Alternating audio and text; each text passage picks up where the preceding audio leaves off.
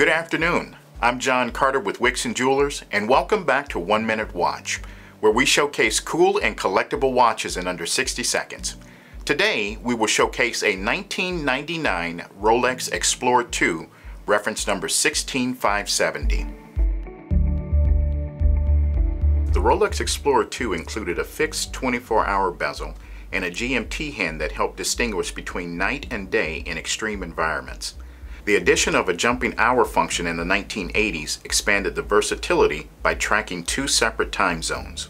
The reference 16570 was created from 1989 to 2011, and during production, Rolex switched from tritium to luminova and eventually to superluminova. This 1999 Explorer II utilizes luminova so it will retain its crisp white hands and indices rather than developing patina over time. The glossy black dial remains clean and legible at a glance, with the red GMT hand offering a nice pop of color to the monochromatic aesthetic. With a more classically sized 40mm stainless steel case, these models are some of the last Rolex sport watches that are comfortably sized for nearly any wrist. The 16570 is a comfortable and functional, yet under-the-radar Rolex sports watch. Looks like that's all the time that we have for today.